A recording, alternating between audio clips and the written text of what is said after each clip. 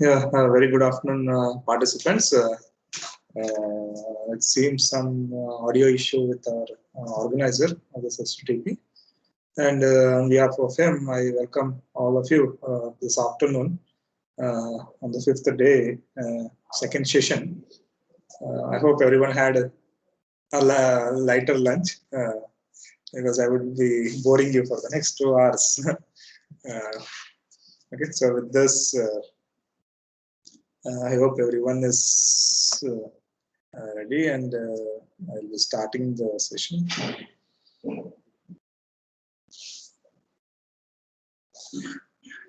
So, please confirm if the PPT is visible. Okay. Very good afternoon once again to all the participants, and yeah, in continuation with the morning session, we have looked up pretty good lot of things in the morning session, which consists of selection of the levels, selection of the factors, and with all this, we came to response surface methodology. Yeah.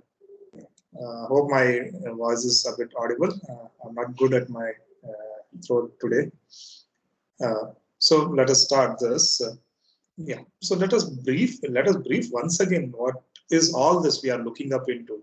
This whole complete week we had, and we were looking into some of the other things. And actually, what we are looking into is the thing. Yes, everyone knows that we need to find an optimized value and this thing and that thing and where it is. And see, where this is the thing that actually we should be concentrating on. That is what I personally feel.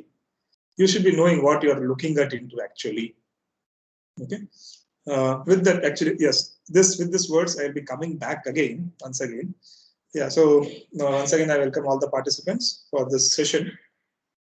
And the session is all about response surface design. And not only this, yes, with connection with the previous things also. So coming to the response surface methodology, yes, everyone knows that it is a technique, or it is a technique which will give you more specified or more optimal response within the specified factors and all these things. Yes, we say that yes, it gives, or its search is good, and we go beyond limits, we go within limits. These all things we know about response surface methodology. And apart from that, we get a very good regression equation, which is capable of, again, which this equation is capable of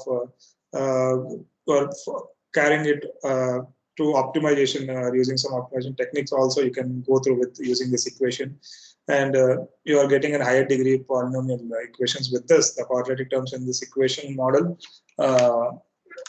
fit actually the curvature, okay, the true response surface. That is what we usually say, true response surface. So that means it's a much more complex equation what we get from this model, what we get from this, which can. That's why we most probably when we say, or when we look at, everyone tries to go with the response surface methodology and response surface methodology, but still that is a myth actually. That directly going to response surface methodology is not the key to do that. And that, when I go with the next slides, coming up slides, there we can know that why. Yes, we say that response surface methodology is good enough, but still there is a myth which we need to cover. And without that, yes, no doubt, what I'm saying is it's actually a very good methodology, but still we should know, does it fit our things, or are we approaching that and all these things. So that, with a small simple example, we'll be looking up in the coming up slides. So in industrial applications, the RMSL dissolve involves a small number of factors. So okay, that is what we can do. This is because this required number of runs increasing dramatically with the number of factors. So usually in industry, we can use RSM, but when it is number of factors are less, then only we use RSM, because RSM has some additional points that we'll be discussing in the coming up slides. So the response surface method in JMP, actually JMP is also one DOE software. This without well-known RSM designs for 2 to 8 continuous factors. Some of the designs are also allow blocking. So this is some introduction. This is state. There isn't much about concentrating on this. Yes, this is the thing where we need to concentrate about. Yeah. So when we look into this split picture, yes, yes, it is a very, very simple example.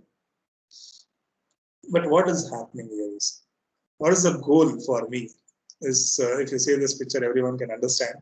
The goal for me is to find out home, find out address of a home. Okay, yeah. So usually, like, we are always used to uh, write addresses. If someone asks us address from childhood itself, from childhood itself, from in English classes and all this, we are used to write this kind of address. I hope everyone understands this, right? So what happens is, there is one goal. This is my response. I am looking at something, what I call it as a home or address, and I need to reach there. Okay, so what you need there is, like, what you're looking for is an optimal address or exact address. Which one you're looking for? It's maybe both maybe same, optimal or exact address, because I need to reach somewhere, one house. Okay, so how will you start this all process? Yes, no doubt we start from house number, street number. While writing, we started this way. But if you're aware of how the post office or maybe the couriers and all this thing, all this guys process, usually we write it in this order. But I hope everyone understands that when they process it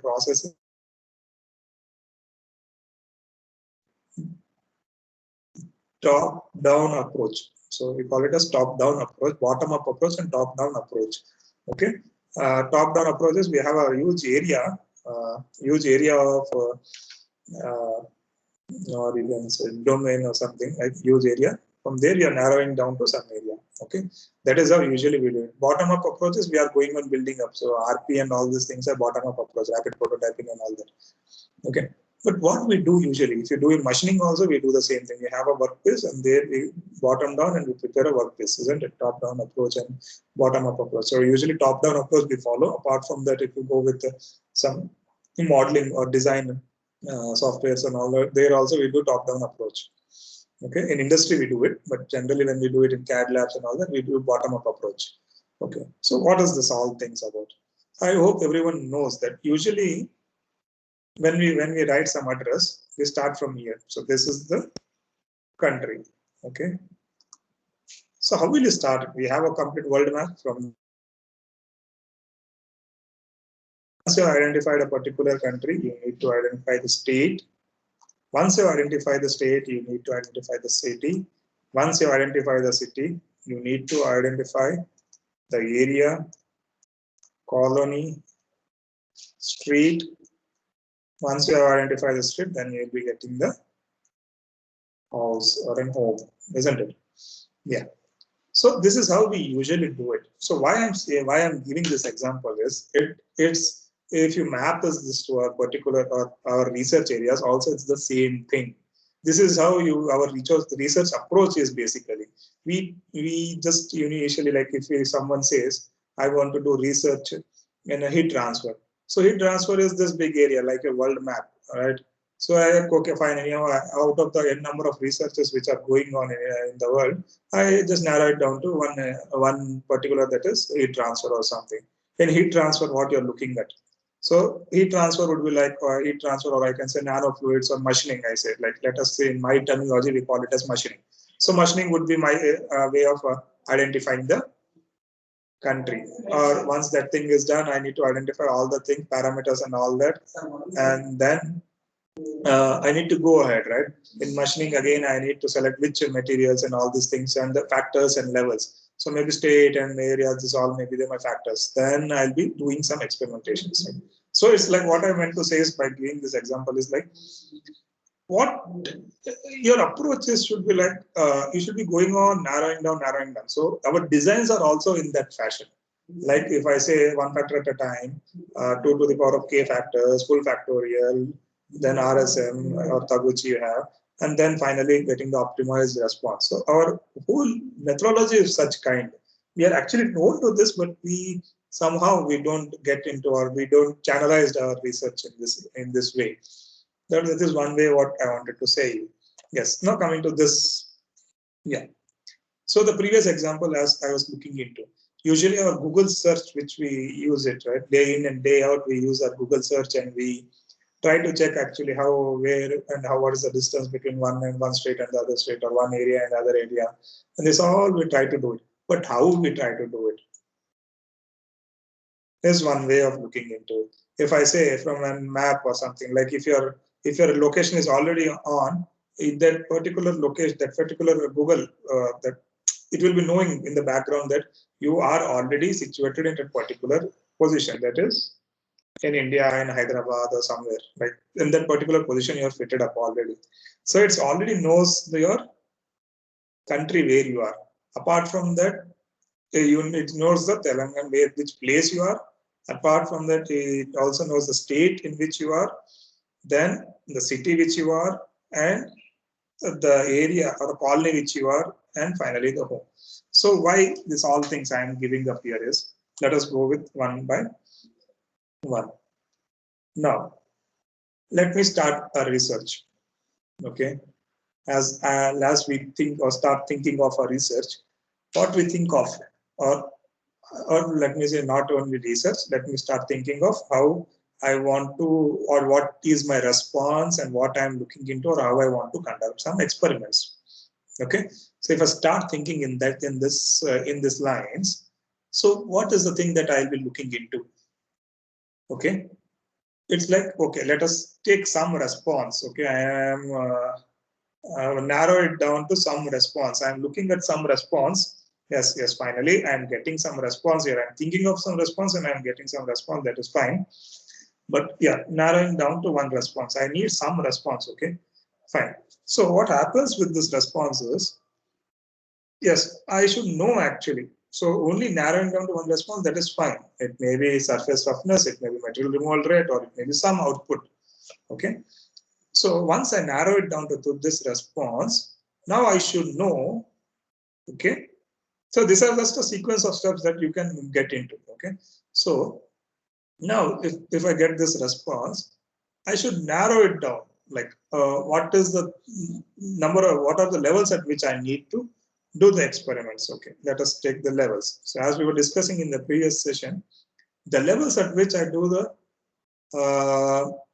research or search for the levels would be like this actually. Is it in our domain and all these things? So one factor at a time, when you map this thing with the previous example of address, one factor at a time, so this is one factor at a time, plays the beginning role. Okay, plays a beginning role of this. So one factor at a time is very necessary. So one factor at a time, you can go for checking the levels, the feasibility of a level. So let me give an example of this. So one factor at a time, okay. Now you have a cup of coffee. Okay, so usually when you come with a cup of coffee, as in the morning example also, what does it have? Coffee, sugar. Okay, so and coffee and sugar, I keep this at a low level. I keep this at low level and I start beginning. This is the second factor, right? So I start this with low. Low means, what does low mean? Low means like not 1 or 2 grains of sugar, isn't it? It may be something a quarter of a spoon or something. At first level, what I do is I add something. I add some sugar to the coffee. Okay, at first level, I add some sugar to the coffee. Now I taste the coffee. At 1/4 of a spoon, can you taste that sweetness of a coffee? Because already coffee is there in the milk, right? This is at lower level anyhow, but can you taste the coffee? It depends on the taste glands even. Some people can take more sugar, some people don't like sugar. So yeah. So I take a quarter of a spoon. Now I added some sugar to this coffee, but am I able to taste it? I don't know, but yes, it may not be there. I can't taste it sometimes. So this level is not considerable for me. Now what I do is I will add in half spoon sugar to the coffee. Second level is half spoon to the coffee. So now what happens is when I add half spoon, your taste glands which are there are able to taste the sugar, isn't it? That means the purpose of this factor to the response means taste is there, isn't it? So what I meant to say is this may form your low sugar. This may form your low. Half half spoon sugar may form your low, because below half spoon, that was a quarter spoon, you couldn't taste sugar. So there isn't any use of using that because you couldn't taste it completely. But here, when I added half spoon sugar to the coffee, you can taste it. Okay. So what does that mean? Yes, something sugar presence is identified in the coffee. Fine. Now I'll add 1/3 spoon. Third level, I'll do 1/3 spoon of sugar in the coffee. 1/3 spoon I'll add it. Yes. So it is enhancing the taste. Okay. It is not vague or it's not like unusual. It is enhancing the taste and you are getting a better thing. Okay, this was there. Then what I'll do is fourth, I'll just draw it here. The fourth one is 1 spoon sugar. Yeah, 1 spoon sugar. Yeah, this is what you can say is here the third it was enhanced. Fourth was ultimately I was satisfied. Then when I go with fifth means 1 spoon plus 1/4 of sugar, spoon sugar. Now the taste, like it is dominating the coffee taste, and then what is happening? It is dominating the coffee taste, and it is just unpleasant to drink. It's like sugar syrup, like, isn't it? So what happens is one, or that was at a low one level was quarter spoon of sugar. I couldn't use it. Then second level was half spoon where I could taste it. Third level, it just enhanced, but it was not sufficient. Then what I did is fourth level, 1 spoon. It was okay. The taste was, I liked the taste. It can be personal. Some people take 2 spoons sugar. That is fine. But this is for example only. So yeah. So here it was good enough. Fourth one, it was okay. I was very satisfied. The taste of sugar and the coffee and the mixture I called was ultimate. But what happened is with fifth, with 1 spoon and again 1/4 of extra 1/4, the taste of the sugar was dominating the coffee. Right? So what happened is I couldn't take this. So what I meant to say here is I can take level 2, 3, and 4. I can consider these levels, isn't it? So 5 I have cancelled because it was like a sugar syrup. 1 I cancelled because I couldn't taste the sugar there. So the presence is also negligible. So I didn't need it, 1 and 5. So what are the levels that I have selected for the level of sugar? For sugar, I have done some experiments, right? 1 factor at a time, keeping other things at low. So what I did is I did this. With this, for sugar, what I did is 2, 3, and 4. That is half spoon, 1/3, and 1 spoon. So these were the things that I considered. These are the levels that I considered, isn't it? So in this way, for most of the experimentation, that will be there. Some of the other things will be there. When you add up some factor into this your experimentations, that levels you should know actually. Is it responding? You should know, right? If I add sugar, I know that what is increasing in there. When I add sugar to a particular content, I know that what is increasing. So you should be knowing actually why it is there. That factor you have considered. So you should know what is the role of that factor in your experimentation. So is the factor fulfilling the role actually? And for us, the factor was sugar. I know what is the sugar, right? It enhances some sweetener, it's a sweetener and all that. So that role it should specify.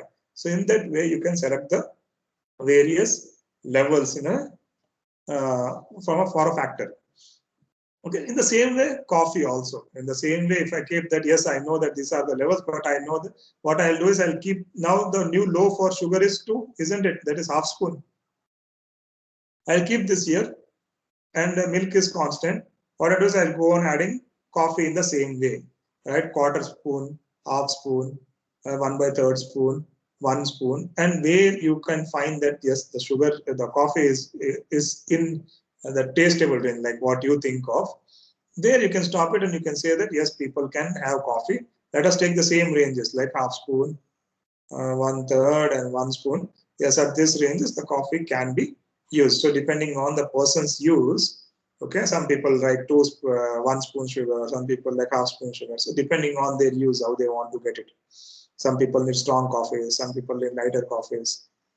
So depending on that, you can just select the levels. So the first thing is selecting the levels when it comes to, right? Yes, I have selected the levels, but do you think equally factors are also important, isn't it? Yes, factors are also important for us. So we need to select the factors also. So what I try to do is I go for 2 to the power of k factorial experiment. I don't say it full factorial, I just say it factorial experiments, 2 to the power of k factorial experiments. Now, as I know that coffee, sugar, and this is a small example where with only 2 factors I could do it. But if there is a third factor, then it's a big problematic for me, right? The one which we chose the example of a Pulsar and a Splendor. As naturally, what we were speaking about, cubic capacity of an engine is the most affecting thing on the mileage of it. But ultimately, when we saw cubic capacity of engine was not affecting much, the number of persons, and apart from that, the average speed was affecting much than the cubic capacity. So cubic capacity of an engine was not a significant factor at last. Okay. So when we use 2 to the power of k full factorial experiments, it's not full factorial, sorry again, 2 to the power of k factorial experiments, we get the factors here. Okay, sometimes what happens is we overlook into many of the things, and there what we do is we like want to this much considerations or this many graphs I want, we are over ambitious, and what we do is we try to incorporate more number of factors and then do big experimentation. Okay, but that is not actually useful for us. Okay, we should be knowing actually how should we fit. That is what is a major concern with us, right? And that is what we'll be looking up today in the complete afternoon session. How can we fit our designs? Is our design fit? Because we don't even look into all these things. So 1 factor at a time is over, 2 to the power of k. We need to know actually which factors are important. So simply I can't say that, yes, this factor is there, let us consider, or let us, what people say, okay, what is there? Let us consider, that's it. No, we can't do that, because simply we are just giving a wrong interpretation to the data, and the complexity of the data is going on increasing. Okay, so this majorly in pharmaceutical industries and chemical industries, where a small change even creates a big change in the output response.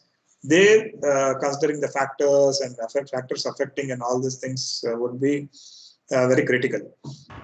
Okay. So with this, we need to consider 2 to the power of k, that is factorial experiments, to know the factors and the levels. So this was the basic search I could do. Now, once I have done this, yeah. So once I have done this all, the next thing is, these were the preliminary things. Okay, so these were the preliminary things, and now is like this. Someone's mic is on.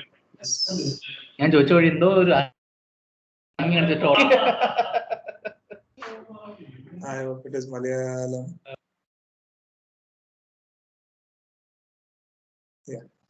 Yeah. So these were the 2 basic things that could be done, right? That is finding the levels and factors. This every researcher have to do it when they get into anything. Now comes the major decision taking thing, because now the DO is open, right? Should I go for full factorial design? Should I go for Taguchi? Should I go for RSM? And all these things are there. But we are only aware of the presence of these methodologies, but we are not aware of how or what actually these methodologies are. Now, if you look into these things, it's not, it should be like, it would be, what I meant to say is, yes, it signifies some of the terminologies which actually the background pictures of this, right? Behind RSM and behind the full factorial design, the background pictures of this signifies the real thing behind this searches actually. Okay, so let us discuss these things first. Now coming to full factorial design, if you see the behind sketch of this, okay, the behind sketch of this is of one city that is called as Hyderabad. Okay, and here if you see behind RSM, there's one area that is called as Chengichella, where we had already mentioned here area. Okay, this is area and this is the city. what is the difference between both? Full factorial design and response surface methodology. This both are different. You can see this background. So this background itself says everything regarding RSM and full factorial design. So let us see what does this say. So what happens is from this area, I came to this area. I got the factors, I got the levels, and I came and narrowed down to this level. So what I do is now full factorial design. Exactly, I don't know where my goal is actually. The goal is this one, right? Reaching and house. I don't know where my goal is. Okay. I don't know where my goal is in this particular city, in this particular area. This one is an outer ring road for Hyderabad. Okay. So we suppose that the area which comes under this outer ring road is Hyderabad. Okay. So what I say is somewhere I have this home in this thing. Some optimal home is some optimal condition. Okay, optimal condition I'm having here.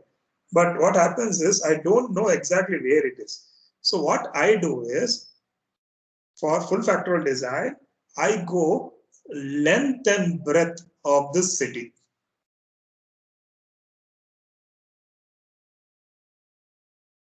I search my search domain, right, in full factorial design is the length and breadth of this city called Hyderabad. Okay, I have to search because of this characteristics of full factorial design. What happens is I have to search the length and breadth of this complete city. Is as if anyone is familiar with Hyderabad, the radius of the city is 50 kilometers. Right? So what happens here is because of this, as this thing is there, as the characteristics of full factorial design, if you see the characteristics of full factorial design, I need to search this city length and breadth, each and every colony, each and every area, each and every street, I need to check. Okay, that is full factorial design. Okay, so if you take an example, okay, yes, I narrowed down with full factorial, one factor at a time. I got the levels with 2 to the power of that factorial design. I got the factors and blindly I conduct all the experiments, all the combinations. I go on experimenting because the complete area or the complete domain is new to me. I can't say that I can narrow down the search. Okay, I can't say that I can narrow down the search. So this thing is fine. I have fixed the levels, I have fixed the factors, but I don't know the optimum level at which I get the response. So I need to go the length and breadth of all the levels and the factors what I got. Okay, length and breadth, each and everything, like the Google fellow does, isn't it? If you see the Google, it goes to the length and breadth. Each and if you want to get a Google map, the Google vehicle has to move to each and every street of your city or the colony, and then only you can identify this thing. So that is how they have searched it. But yes, for our domain, if I want to get this response, I need to go length and breadth of Hyderabad. That is full factorial design. Okay, so when you are not aware actually where your optimal condition can be, then you can go with the length and breadth.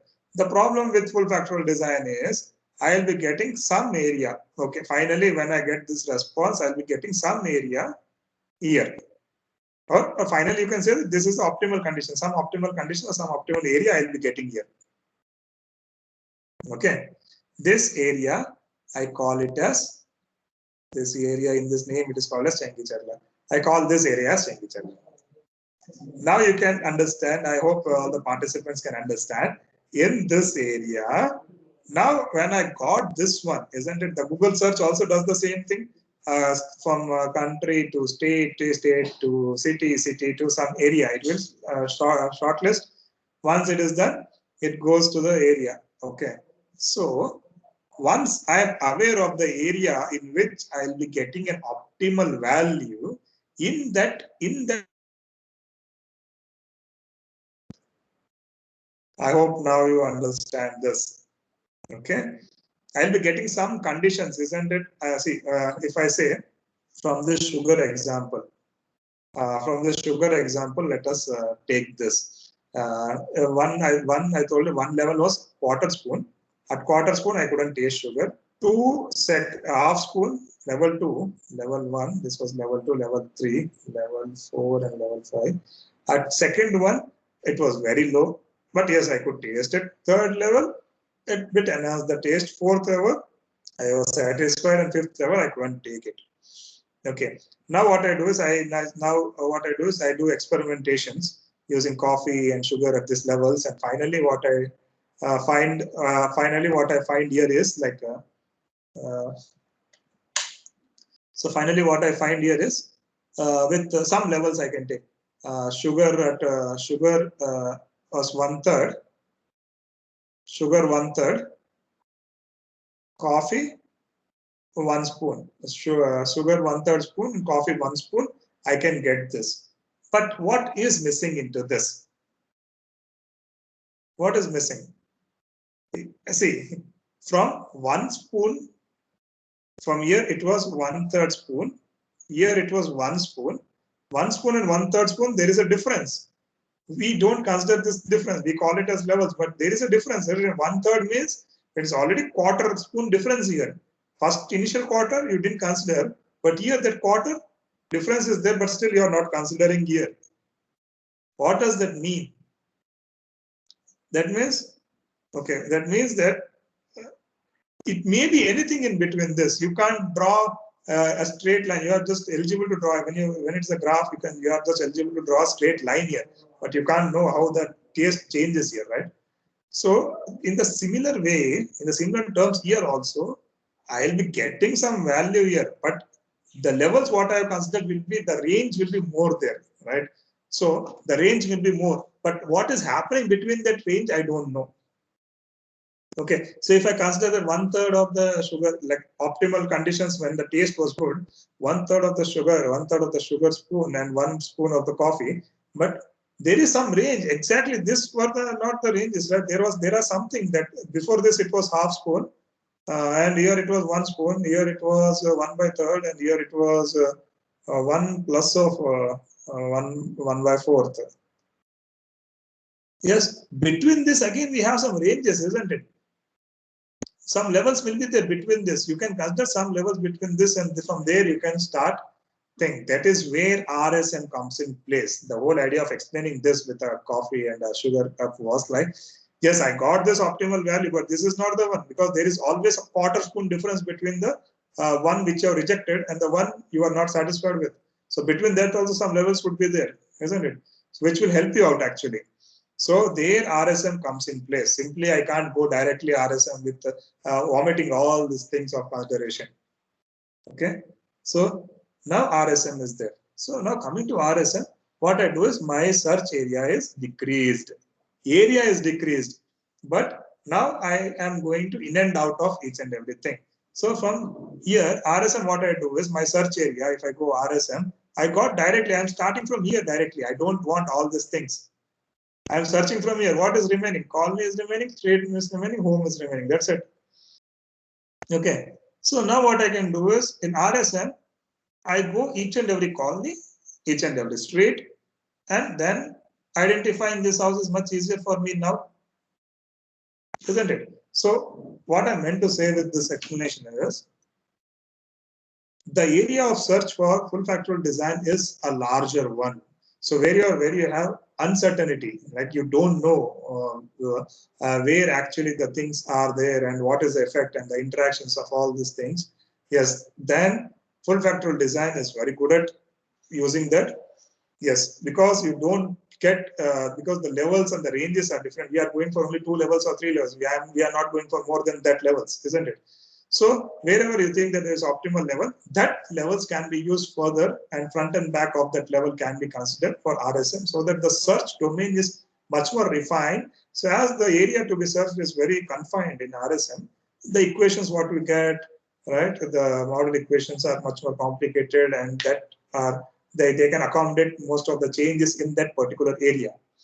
Okay, so I hope with this we are much clear where RSM actually comes in place and where full factorial design comes in place. So if again in after this, if you can't afford to do all many of the because RSM have some additional points and additional experiments Confirmation experiments will be there in RSM. So if you are not able to do that, yes, the other way is going for Taguchi. Yes, naturally you can go for Taguchi instead of RSM, where these things can happen. Yes, these things can be narrowed down with your experiment, with your expertise in that particular area.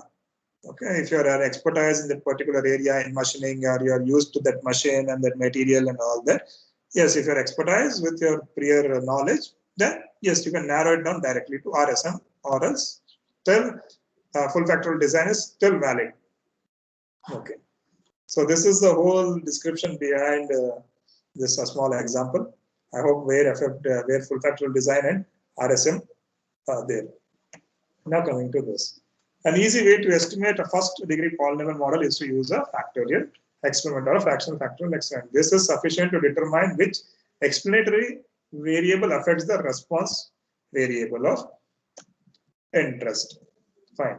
So what is happening? So this is the current search, that is region for full factorial search. Okay. Then what we do is we go with some improvement. And then finally, we go with some optimum thing. So that is where we have the region of RSM design search. Okay, that we call it in general software terminology, we call it iterations, right? The more the iterations are, the more the specific target you reach. Okay, the more the subject you revise, the more you are bang on target. So this is how it happens. So that is where full factorial design and the RSM comes in place.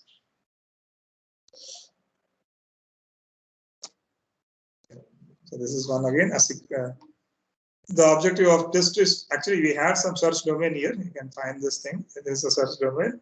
So contours of constant response, and finally we get into some areas where we just narrow it down everything.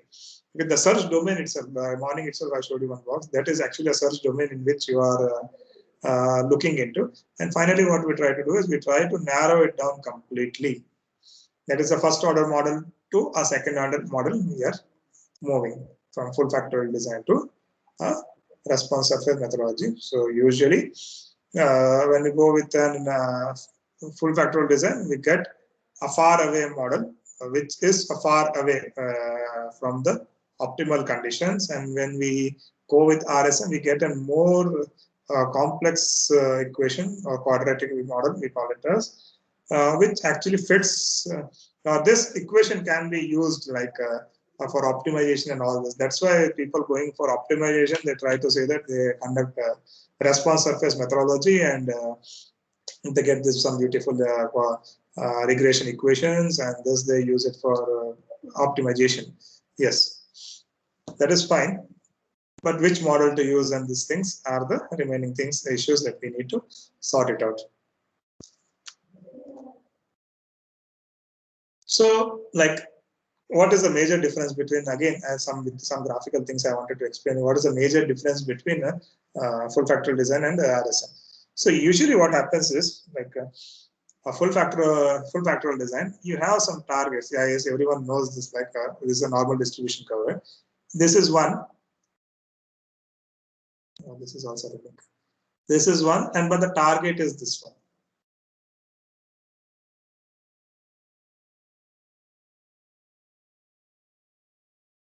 Okay, let me read. Okay, yeah. So when I draw a straight line through this, because if you see for full factorial design, I don't get. If you see this equation, I hope everyone understands this equation. First level order, right? Okay, first order models. It just fits a straight line. First order models fits a straight line. So if I draw this, you will not reach the optimal condition here. It is just a drawback of an equation. Far away from the optimal, that is first order model. Now what I do is I'll just change the things. And now I draw a straight line. Still now also I am not able to reach the optimum model because we are getting a first order model in using full factorial design. There is some gap, okay? So fitting a first order model shows lack of fit of curvatures. So what we need to do is we need to get a curvature like this. That is a second order polynomial equations. We need to get it. So that is where our RSM comes in place. So once you know that where is the target and all this, then you can go with RSM. So coming to now the introduction of RSM. Yes, response surface methodology is a technique employed before, during, and after a regression analysis performed for the data. That is, before means select the variables, design the experiment. You need to select the variables now, factors and levels at which you want to do it, isn't it? That is the most important thing now, because already you have done all the previous preliminary experiments or pilot experiments and this all things, and now we have to select this. And then during experiment, the actual experiments should be carried out, and after that you need to analyze the data, right? Yeah, so usually this is the structure where you get into this. Okay, these are some of the things, but Bob-Cox, we are only considering Bob-Cox and central composite design. So this is some of the structure. So usually we get this kind of equations, right, where response surface methodology, the first part is the main effect, which accommodates main effect, binary interaction, and quadratic effects also will be there. Okay, and fit and diagnose, where we get some beautiful graphs. So this is why most of the people are attracted towards RSM, and we confirm the model through ANILA and this is thing. But this is what we keep in mind. We need to select the variables, a DOE spreadsheet, or we can keep it up. Then we need to experiment. This is one part of it. That is design of experiment. Then we need to analyze the model, validation of the model. Validation of the model can be done by doing some experiments, pilot experiments again, and then keep it up, then find the relation, and we can go for optimization. This is just for keeping in mind. That's it. Now let us see what is this. Yeah, two-level experiment. That is 2 to the power of k. We call it as first order experiments. Two-level factorial design is each factor is evaluated at a low level and high level. Right, so everyone knows when we go with 2 levels, you don't have much of an option. You have a low level and you have a high level. But when you go with 3 levels, say we call it a second or a higher order. This is first order, this is second or a higher order. We have low, center, and high. Okay, low, center, and high. And apart from that, when you go with 5 levels, this is called second or higher order equations only, but still start low, low, center, high, star high. Okay, star low, low, center, high, and star high. So this star high and star low I will be dealing with. But usually, generally, in general speaking, we don't go with star low and star high until unless it's required. And I'll tell you when is this required. Okay, and generally we go with low, center, and high. Now low, medium, and high. Low, center, and high we call it as. Yes. So I hope all the participants are aware of this 2 models, central composite design and Box-Benkin design. Yes, we blindly sometimes select central composite design and we directly go through it, and Box-Benkin design also is there. But what is the difference between both of this? When you should use a particular model, particular method. Selection of this both is different. Apart from that, central composite design again has 3 parts of it. So what does this all things? So what they say is, in common general, central composite uniform precision of effect estimates, and Box-Benkin almost uniform precision of effect estimates, but usually fewer runs than CCD. If I say that Box-Benkin design uses less runs than central composite design, like if I look into the direct picture, I'll say that why shouldn't I go for Box-Benkin design, then why should I go for central composite design? Because the number of experiments what I'm doing in Box-Benkin design is less when compared to central composite design. Is this the only difference, or understanding of the design is required actually? I hope the understanding of a design is required. So the choice between these models is usually decided by the availability of this design or a given number of runs and number of factors. You have to keep this in mind. When should I use this? Availability of the design for a given number of runs and number of factors. So usually without knowing the thing actually what we are looking into or how does this function, okay, how does this function, we just directly jump into any one of this design, response surface methodology, leave the thing what I told you in the first initial slides. But I have seen people directly jumping into RSM. But why should you jump into RSM? You should know the background of RSM. When can you function RSM? Many people I have seen with two levels, they jump into RSM. It's completely wrong. With the 2 levels, you can't jump into RSM. I'll tell you why in the coming up slides. Okay. So this is something. Sometimes they directly select box mannequin, or sometimes blindly they go with CCD. So this is the thing that we always keep. We should know actually the background. Then only we should jump into it. Okay. Note that there are other suitable designs which are available, but they are in the software and we are not considering that designs actually. So now let us start. What are these things? Yes, a CCD consists of 3 parts. One is factorial points. Factorial points means the outline actually, the outline or the boundary. Okay, the boundary of search as we were looking into the boundary of search. This is a 2D dimensional boundary, but still it is a boundary of a search. So we have these boundaries, isn't it? Levels. Yes. Yeah, sir, you can ask me where is the third level? Yes, it comes here somewhere in between. For both of this. Okay. Next. Center points. I hope you are getting the number of center points, or else I'll go back again. You can count it. 1, 2, 3, 4, 5. 5 center points it has taken here. Fine. And then axial points. So this is what makes this design a bit different. We need axial points also in this. Axial points which moves from this center. Okay. So this, the complete design, like in full factorial design, what we had 3 to the power of 3, 3 multiplied by 3, it is 27. That is fine. But composite design is not the way, isn't it? Central composite is not the way. We need to look into this. So what are this? What is this? The center composite design yields as much information as the 3 to the power of n full factorial design. Right? 3 to the power of n levels and factor, full factorial design. Actually, it yields that much of information. Apart from that, central composite design, the full factorial design or fractional factorial design contains a full factorial design or a fractional factorial design at 2 levels, that is 2 to the power of n.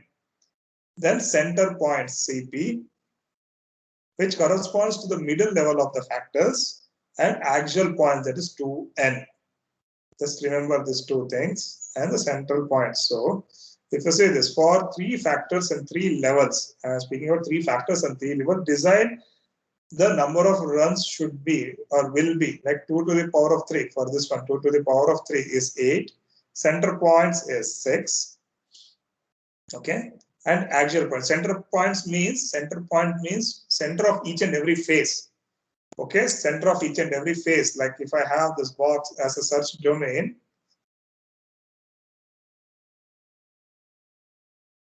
how many faces are there? It's central composite, right?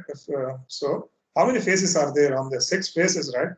So center points are 6 on the faces of this working domain, and axial points are 2n. 2 into how many factors are there? 3. So say 3 factors with 3 axes is 6. So 8 plus 6 plus 6 is 20 runs you need to do it. Okay. So this is how central composite design is formed, or the run order for a central composite design is formed. Depending upon where the axial points are located, the CCD can be divided into 3 types. So now all this we are depending on the axial points now.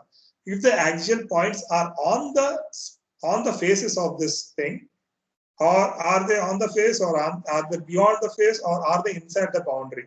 This is all depending on that we classify central composite design into 3 kinds. That is circumscribed, inscribed, and face-centered composite.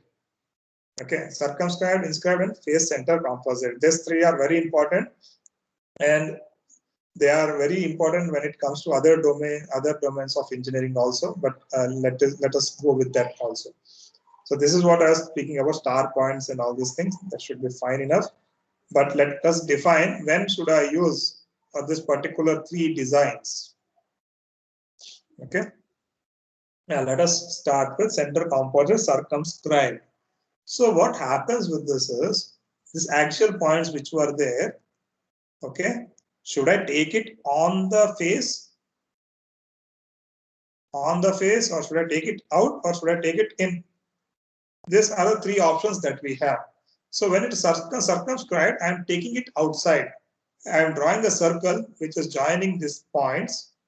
Okay, I am joining these points, and on the circles, wherever this axis is coinciding, I am taking that points. Okay, just for your information, I am taking this point. So what is this? Okay, so CCD designs are original form of central composite design. The star points are some distance alpha from the center based on the properties desired for design and the number of factors in this design. This design requires 5 levels of each factors. So if I want to go with circumscribed, I need 5 levels. Why I need 5 levels here? Yes, why I need 5 levels? If I see the levels 1, 2, 3 are, yes, 1, 2, and 3 are here. What is this fourth level and fifth level? These are the fourth level and the fifth level. So usually what I meant to say is, this is not the exact way of representing the things. What I meant to say is, if I say, like in the same, let us take the example of the coffee cup and all that. If I say that sugar, or let us take some process, okay, some value, X, instead of putting some value, I just put X here, okay, on this points, and this is Y value here. So this is the range, low, this is high. Okay, this is low and this is high. Both X's, this is low value, I will take this as double X, low value and high value. Okay, so I know the low value and high value because I have done already the pilot experiments where I fix the levels. Fine, but sometimes if you see in pharmaceutical industries and chemical industries, they have the feasibility. In mechanical industries like machining and all that, we don't have the feasibility to fine tune the things. Because in pharmacy, where we can add some, if I want some 1 drop, 1 ml of something, 1 ml I can divide into 10 micro mLs also. That is the feasibility in pharma and chemical in this industry, bio and these things. But in mechanical, that isn't feasible. So if I want to go beyond this also, anyhow, I know that the search domain is already, I have constrained it with low and highs. Okay, like if you say this thing, if I go in one direction, low is -1, this +1, already I confined this.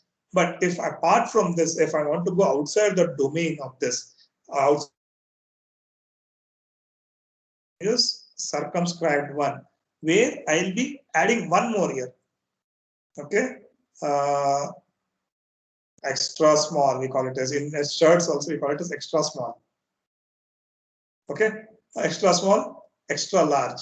Okay, I'll add it up. So what happens is, this is my 4th level and this is my 5th level.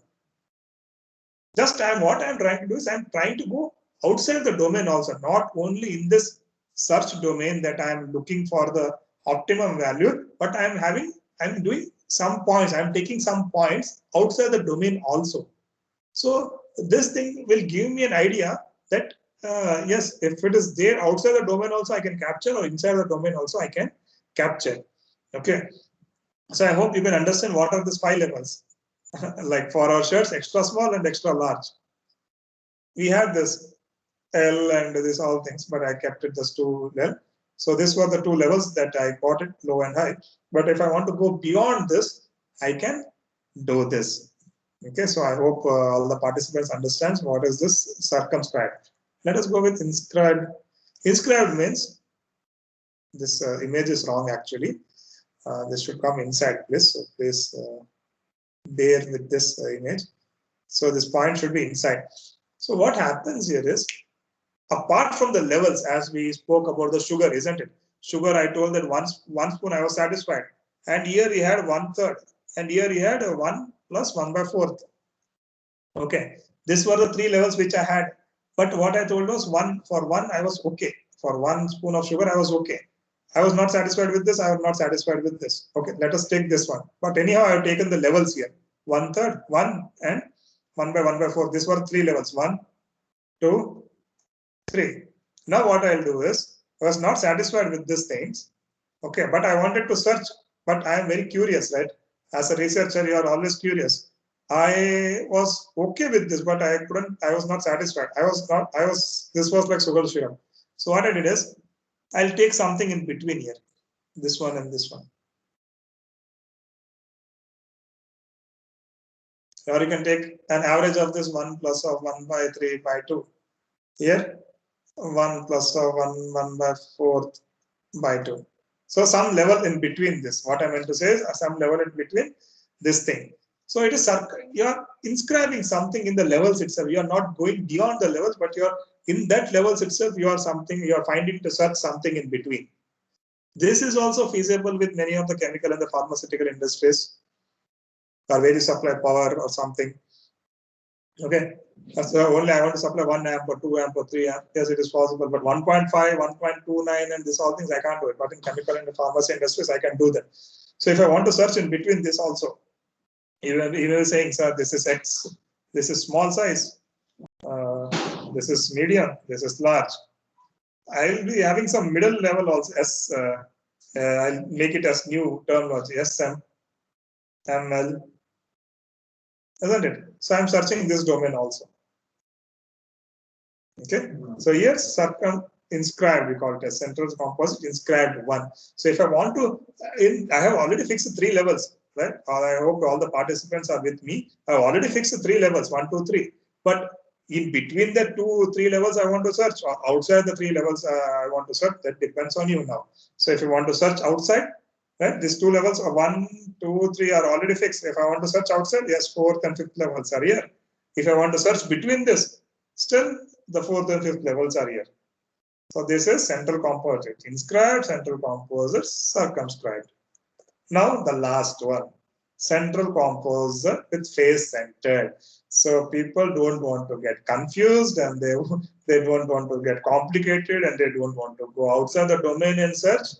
So what they do is they usually take alpha value is equal to 1. That is what they say is my factor, or that level what I'm going is lies between here only, equal to the center points, or what you call it axial points. Okay, my levels, which one I wanted to search, axial points which are there are here itself. Like what I wanted to say is, if I go back here, these points which are there, right, star points, are not outside, neither inside. The star points are neither outside, neither inside. They are directly on the face of an cube. They are directly on the face of an cube. So this design, the star points are at the center of each face of the fractional space.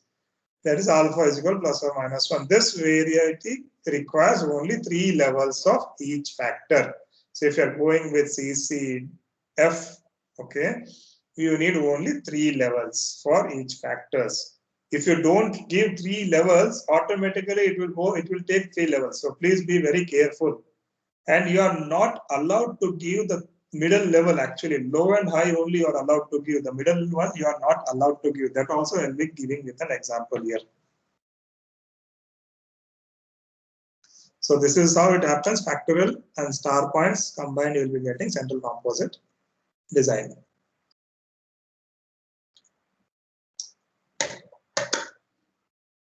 Yeah. Now coming to the Box-Venkin design. So what is this Box-Venkin design? If you find the literature, people will be saying, sir, in this they are not at the ends. and these points are at the centers, and this is what they'll be looking into. Okay, if you see the definition in this design, the treatment combinations are at the midpoints of the edges of the process space and at the center. This design are rotatable and require 3 levels of each factor. Is this the thing that we require for the as an information? No.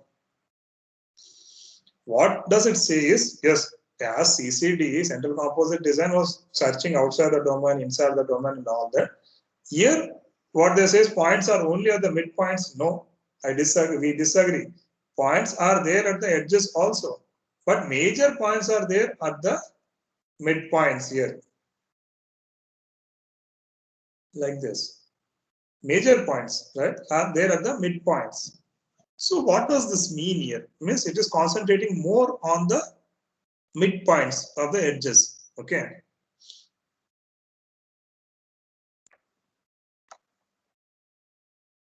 So what does it say? It is efficient, rotatable, no corner points of hypercube, but this is a wrong statement. There are points at the hypercube. So what does it say? Let us see. Box-Venkin design was developed a 3-level incomplete factorial design as an alternate to the labor-extensive factorial design. Okay, it was just to replace full factorial design or incomplete factorial design. It is actually an incomplete factorial design used as an alternate to labor-extensive factorial design. The matrix are built by means of 2-level factorial design. Actually, their matrix are built by 2-level factorial design. That is -1 and +1. With incomplete block designs. Fine.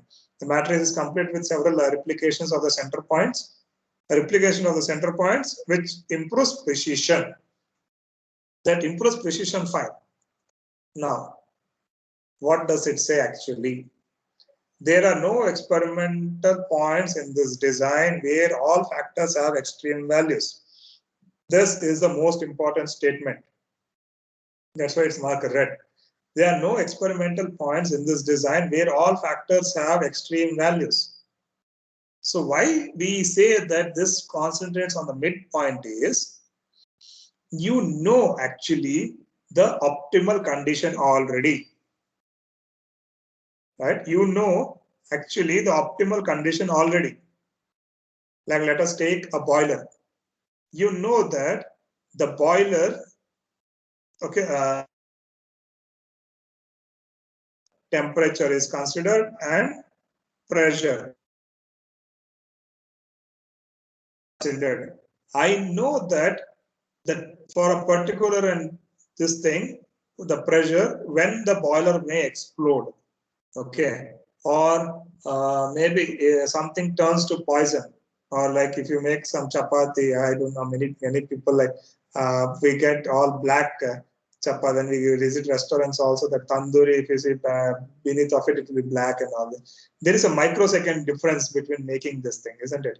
The timing when you remove the chapati from the pan is that microsecond difference actually. You know exactly when should we remove, otherwise it will be blackened out and some carbon depositions will be there, or it will turn into carbon, right? So that is what is there. So what I meant to say is Bock-Genkin design is a very typical design where you know actually the optimal value already. Right? Bock-Genkin design, you know already the optimum value. But still, as we are more interested in iterations and more perfection, what we try to do is, that's why they call it now, this is the thing, center, midpoint, and we are shouting behind this midpoints. This is the optimal condition already. But what does this fellow do is, he tries to do experimentation a bit beyond also. Yes, he tries to do experimentation a bit beyond the thing also. That is a bit of higher level also. But the thing is, he will not reach the highest level always. Means all the levels at high. He will not do experimentation at all the levels at high. That means if you go with this pressure or a boiler, temperature high and pressure high, like these two conditions, high conditions, he will never do experimentation in Bock-Genkin, because you know that there will be some explosion of the boiler or something will go wrong there. Because already I got the extreme conditions, the maximum conditions. Now after this also I want to improve, you won't get. So what he's trying to do is still is very keen. So what he does is he doesn't go with the highest levels. Okay, highest level of temperature, highest level of pressure. But what he does is he tries to just change some levels there. If this is pressure is high, temperature will be a bit low. If temperature is high, pressure will be a bit low, and still he is trying to do his search ahead. I hope you are understanding.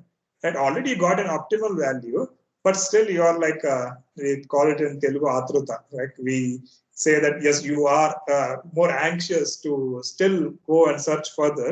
So what you do is we still try to do some experimentation, but being a bit cautious, what I do is I don't take the highest levels there.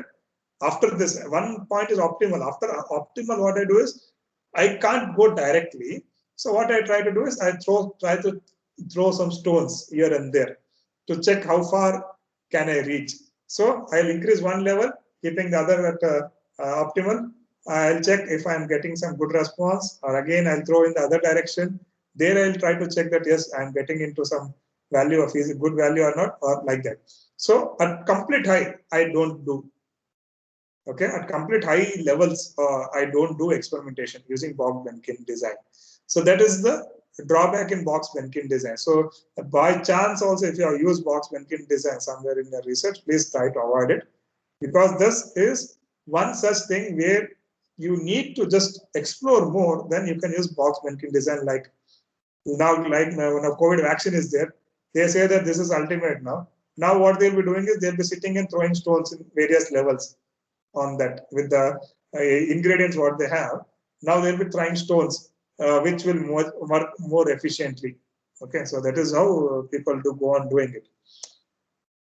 Okay, so what I meant to say is there is no experimental point in the design or level, experimental point or level in the design where all factors have extreme levels. We don't work on all high. That means all high. All high is rejected here. Okay, so these features might be beneficial in experiments where undesired phenomena might occur in extreme conditions. So when you think that yes, there is some undesired phenomena may occur, like when you go with nuclear warheads or missile warheads, or as we got in the previous thing was a pressure cooker situation, right? I don't work pressure cooker, not pressure cooker. It may be a boiler situation where extremes high. I don't want to do. I know that there will be something severity happening, so I don't want to do that. But still, I want to search. There is a very less distance between searching this thing and already optimal distance, optimal response and this search. So there will be very less distance to play or less area to play between. So Bok-Benkin design has only two significant restrictions. The number of experimental factors have to be equal or higher than 3. Right? It should be equal and higher than 3. The factors what you're considering should be equal and higher than 3. In CCD also it should be minimum 3. You can't do with 2 there also. And the Bok-Benkin design should not be used for fitting other equations than second order polynomial. These are the various restrictions in Bok-Benkin design. So this design requires fewer treatment combinations than and central composite design in case involving 3 to 4 factors. So usually it requires less number of less number of runs than CCD, central composite design. The Bok-Benkin design is rotatable, but it contains regions of pure prediction quality than central composite design or inscribed. All right. Its missing corners may be useful when the experimenter should avoid combined factors extremes. So what it is saying is, yes, centers are there, but the corners sometimes they are missing. And which corners are missing? The corners at which high is there, right? The corners at which high is there. If you remember this area of work, if you remember. As I was saying, this side, if I go, it is 1. So it is +1, sorry, -1, and this is +1. So what happens? Yes, middle point is there, but sometimes this extremity is there. No, this extremity will be missing. If I go this direction, this is 0, this is +1. Yes, this extremity may be missing there sometimes. If I go in this direction, this is +1. Yes, this extremity may be missing in our design. That's why in the box here, we couldn't see anything on the edges here. Because the extreme points which are there can be missed out in some run orders. Okay, so that is why that we do it. Requires 3 levels for each factor. Thus, this is compulsory 3 levels for each factors. So generally, this is how it looks like. Full factorial design is like our Hyderabad, where we go length and breadth, and see, you can see we go length and breadth and check each and every possibility. The most foolproof, but also the most labor intensive type. Yes, the most foolproof thing is here, but still the labor intensive type, unrestricted number of factors and factor levels can be done using full factorial design. Then we have central composite design. Okay, so we have again 3 types: actual point, factorial points, and central point. Depending on that, you make and run order with this. So the factorial points are usually on surface of k-dimensional sphere.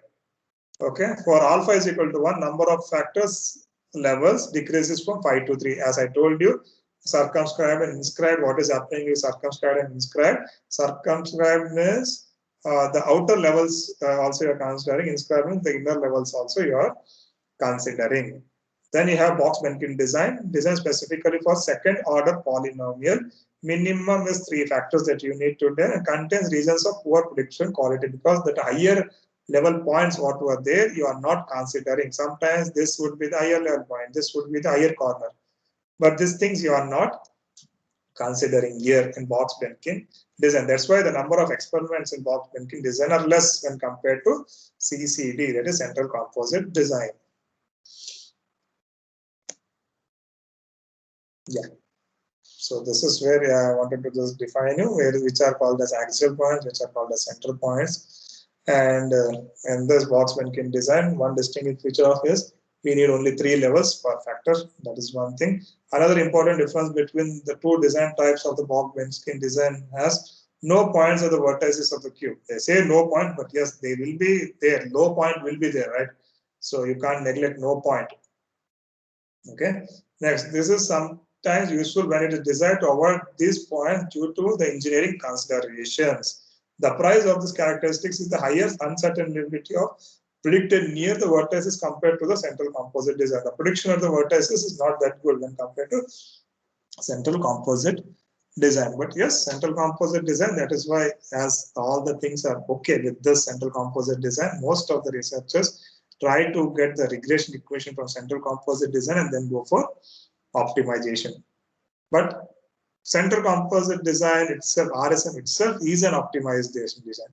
So many like what you call seniors in this field, they say that there isn't any need once you're done or follow this procedure, there isn't any need for going for optimization because of all the screening. One second.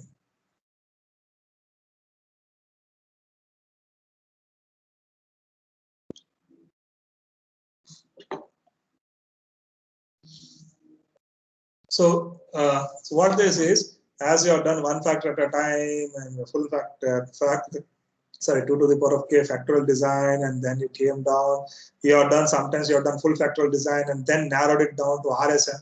Once you have followed all these steps, there isn't any need of going for optimization. But still, if you want to go, yes, that equation can be used and you can, regression equation can be used and you can go ahead for doing this. So now let us see what is the difference between central composite. Okay, let us go with first central composite design, CCD. In that we have 3 types, right? One is inscribed and circumscribed, and this thing. So if you see this, -1 and +1 was the high and low, right? -1 and +1 was the high and low. So circumscribed, what happens is you're going beyond, isn't it? Beyond this, what is that? -1.682 he has taken, and +1, right? +1 is plus 1.682. That 2 points he has taken. So minus 1 plus 1. In between we had 0. Okay, I'll write it down clearly here. Minus 1.682. Then minus 1, 0, plus 1, plus 1.682. So this is level 1, 2, 3, 4, 5 levels, isn't it? Circumscribed, you have 5 levels. Around 20 runs, you got this. Face centered, what happens is, in face centered, this thing is neglected. So if you see in face centered, what the values you are having? Minus 1, 0, and plus 1. These are the only 3 levels which you are considering a face centered. Okay. Then you come to box Benkin. What are the highest levels here? Always when you see highest levels is for x1, x2, x3, it should be plus 1, and plus 1. Can you find any plus 1 in this box Benkin design? This combination plus 1, plus 1, plus 1. Can you find any combination of such? All at high levels. All at high. All high. Can you find any one? This is not there. This is not there. We don't have here. Here also. Here also. We don't have one level where all, sorry, one run order where all are at high here in box Benkin. At the same time, when you go with CCC, this plus, plus, plus. So we have one already here. Okay. So you are doing this, isn't it? One at least. So this face centered also, you have one already here. So you can going at higher levels also. And now when we go with the real term values, right?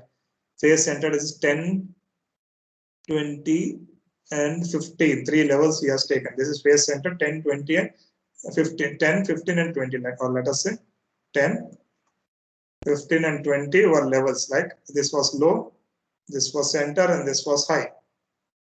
Okay, 10, 15, and 20. With that face center, we have 20 run orders. But at the same time, compared to CCD, we have box Benkin is only 15. Why?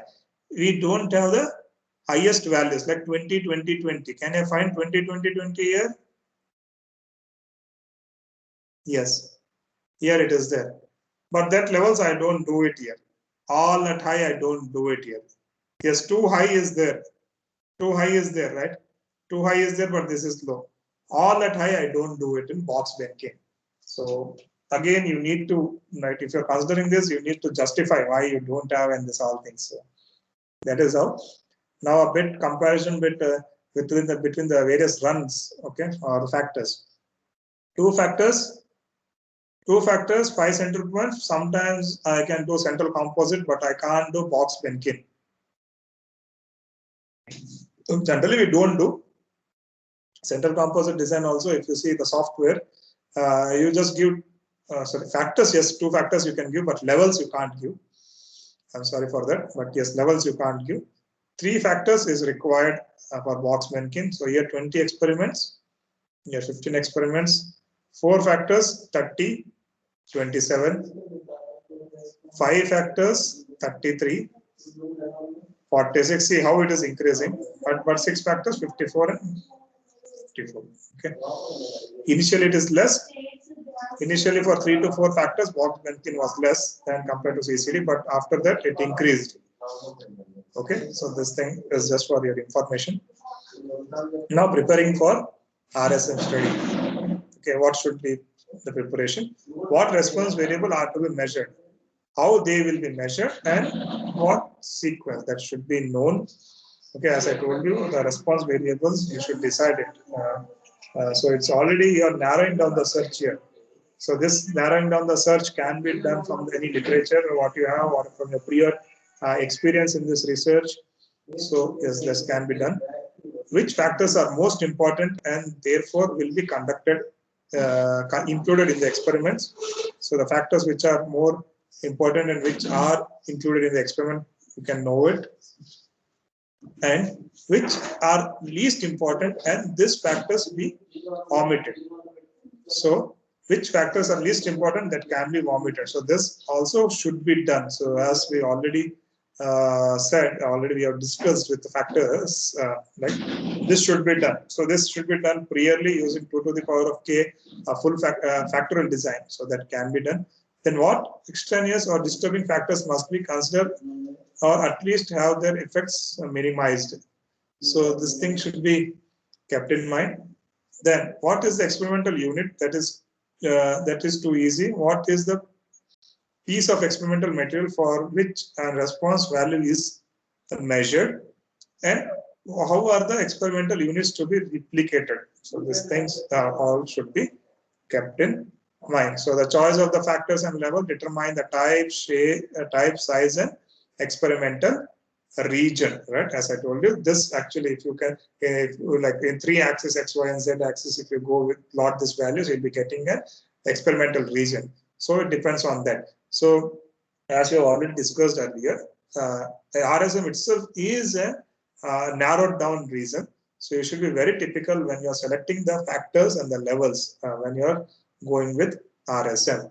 Okay, so the number of levels of each factor as well as the number of replicated experimental units represent the total number of experiments. So if you go for some replications also, the number of experiments will go on increasing.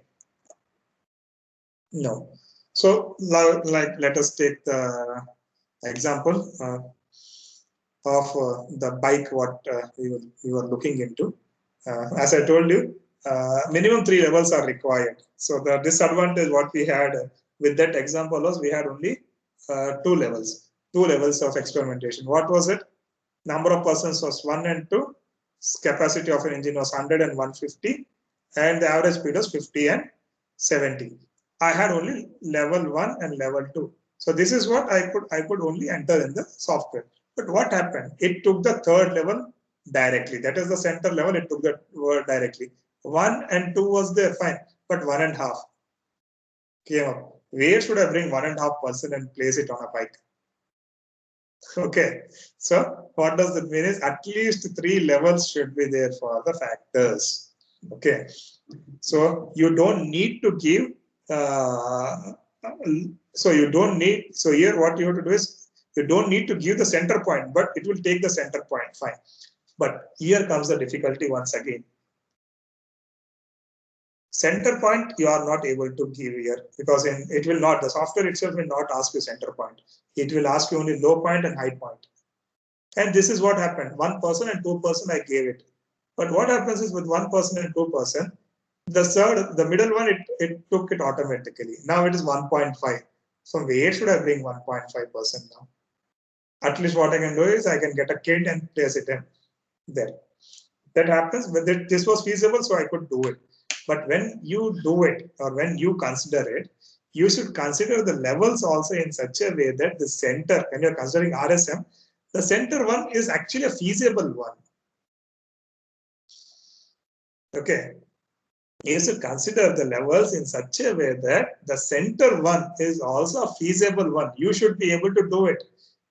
Okay, then only you should consider that level. Sometimes simply randomly I can't take, like if I say this is 1% and 2%, 1.5%, I could add a child in between. So anyhow, with the average weight, that would happen, right? But sometimes what happens is, I will take in a cutting speed. The cutting speed also I will take 90 is low, and maybe 100. I'll take just for example, 100 is high. This was feasible on my machine. This was feasible on my machine. Okay, but what happened is it will take automatically in between number, center number 95. This 95 is not feasible on my machine. Then what should I do? So generally also this progressions people will take 90, 120, 150. So what happens is 90 and 150 will mention as low and high. And this 120, it will take it automatically in between. So I hope everyone understands. Excuse me. I hope everyone understands this. Okay.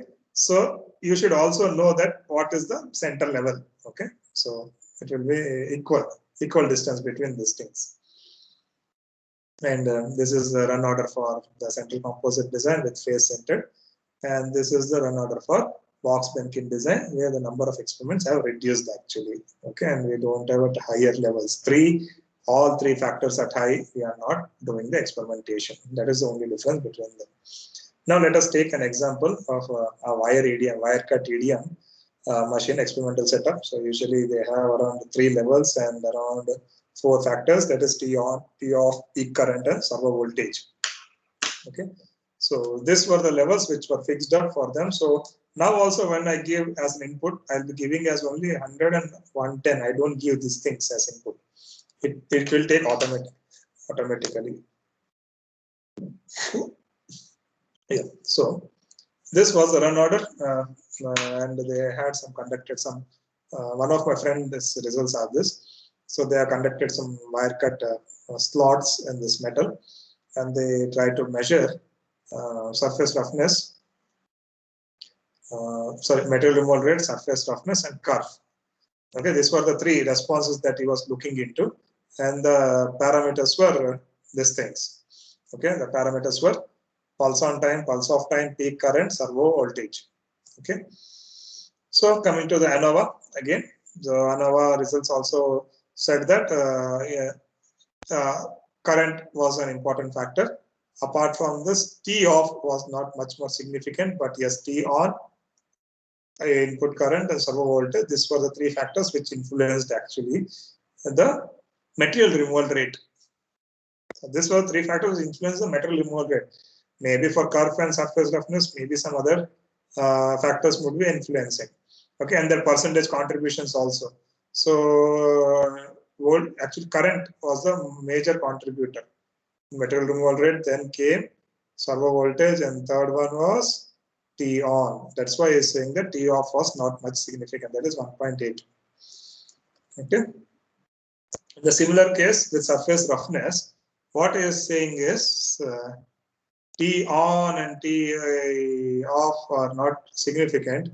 Only input current is significant and servo voltage is significant.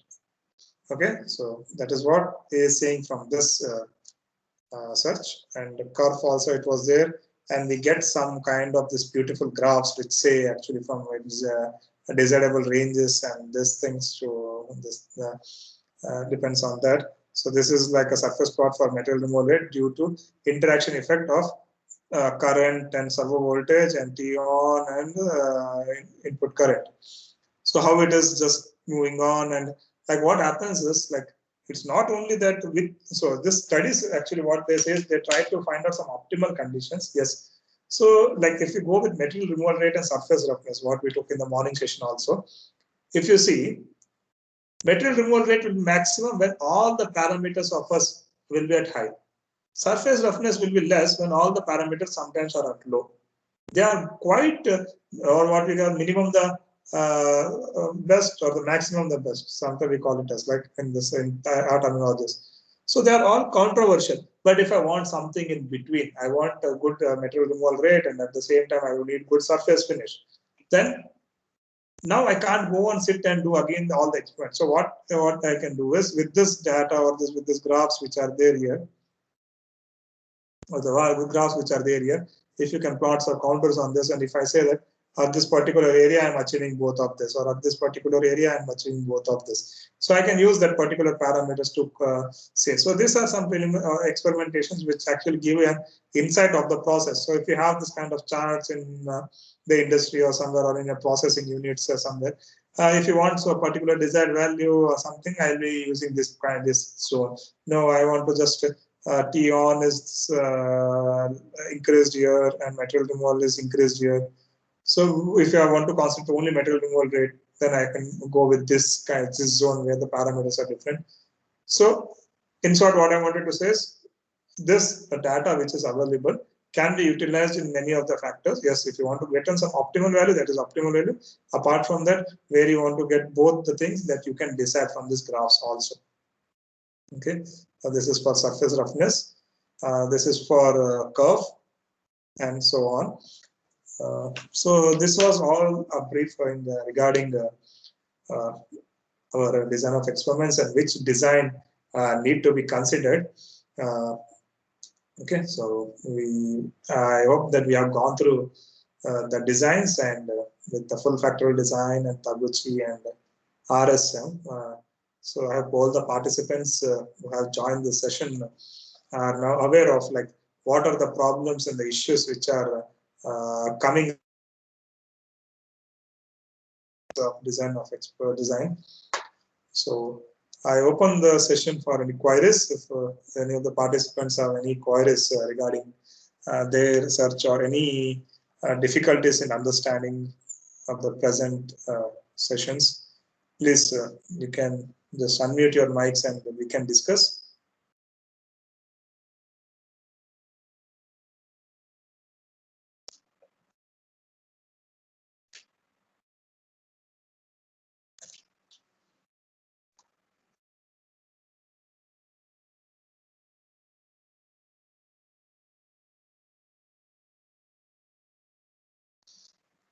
So, dear participants, if there is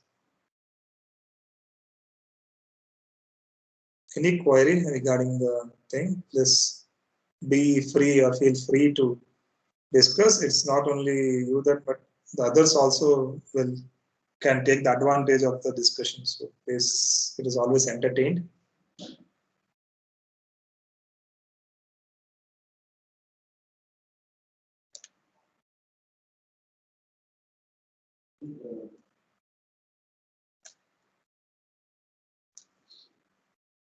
Sir?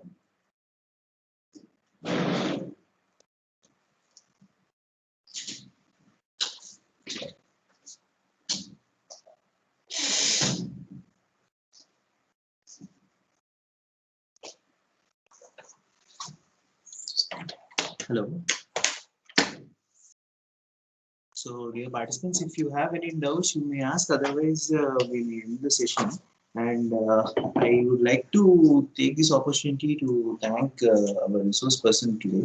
And we were doing this for the third consecutive time as a phase 3, and we have also taken some of the case studies from our own literature, so publications and all. And if any such problem statement you may arise from your research point of view also, you may if not now, at least you can share that and we will be happy to help you out.